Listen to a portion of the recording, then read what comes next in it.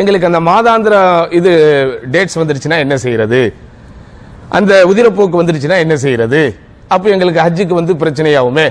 இது பெண்கள் சம்பந்தப்பட்ட கேள்வி அப்படின்னு நம்ம கடந்து விட முடியாது. ஏன்னால் எந்த பெண்ணாக இருந்தாலும் அவங்க கண்டிப்பா ஒரு மகரமான ஆண் துணையோட தான் போக போறாங்க, கணவனோடையோ அல்லது தந்தையோடயோ அப்படிதான் போக போறாங்க. அப்ப அதனால எல்லாரும் தெரிந்து கொள்ள வேண்டிய விஷயம்.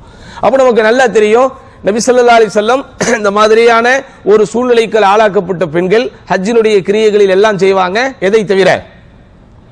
தவாஃபை தவிர. தவாஃபை என்ன செய்ய முடியாது, உதிரப்போக்குள்ள பெண்கள் அல்லது மாதாந்திர சூழ்நிலைகளுக்குள்ள இருக்கக்கூடிய பெண்கள் செய்ய முடியும். பட் இங்க கேள்வி என்ன, அது வராமல் தடுத்துக் கொள்வதற்கு மாத்திரைகள் எடுத்துக்கொள்ளலாமா, அல்லது ஏதாவது ஒரு ப்ரீகாஷன் எடுத்துக்கொள்ளலாமா, அல்லது ஒரு மருத்துவ நடவடிக்கைகளுக்குள் ஈடுபட்டுக் கொள்ளலாமா?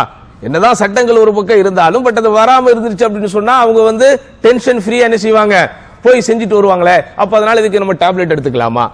இதை பொறுத்த வரைக்கும் சகோதரர்களே ஆதாரம் இருக்கிறது, இதற்கு மார்க்கத்தில் அனுமதியும் இருக்கிறது. ஆனால் அது நீங்க ஒரு மருத்துவர் ஆலோசனையோடு தான் அதை எடுத்துக்கொள்ள வேண்டும். ஏன்னா எந்த விதத்தில் அது என்ன செய்யக்கூடாது, உங்களுடைய உடல்நிலைக்கு பாதிப்பை ஏற்படுத்தி விடக்கூடாது. அப்போ இந்த ஃபத்தாவா லஜ்னா தாயிமா என்கிற நம்முடைய சவுதி அரேபியாவின் அங்கீகரிக்கப்பட்ட உயர்மட்ட அறிஞர்கள் குழு இது குறித்து சொல்லும்போது يجوز للمرأة أن تستخدم دواء يمنع الحيض حتى تنتهي من أداء مناسك الحج والعمرة بشرط ألا يضر بصحتها. ஒரு பெண் ஹஜ் உம்ரா செய்வதற்கு நாடி தன்னுடைய மாதாந்திர நாட்களை தள்ளி போட வைப்பதற்காக அவள் மருந்து எடுத்துக்கொள்ளலாமா என்பதை பற்றி கேள்விகள் கேட்கப்படும் போது அவள் எடுத்துக்கொள்ளலாம். ஆனால் என்ன செய்யக்கூடாது, அது அவளுடைய ஆரோக்கியத்திற்கு பாதிப்பை ஏற்படுத்தாமல் இருக்க வேண்டும். நபி ஸல்லல்லாஹு அலைஹி வஸல்லம் காலத்திலும் இது நடந்திருக்கிறது. இப்னு உமர் ரலியல்லாஹு அன்ஹு, இப்னு அப்பாஸ் ரலியல்லாஹு அன்ஹு போன்றவர்கள் அறிவிக்கக்கூடிய ஒரு செய்தி இருக்குது. அந்த காலத்தில் அவர்கள் இயற்கையான ஒரு கீரை வகை என்று நினைக்கிறேன், ஏதோ ஒரு அதனுடைய பேர் எனக்கு மறந்து விட்டது, அந்த குறிப்பிட்ட உணவை அல்லது அந்த குறிப்பிட்ட தானியங்களை அவர்கள் சாப்பிடும்போது அவங்களுக்கு கொஞ்சம் என்ன செய்யும், அது தள்ளிப்போம்.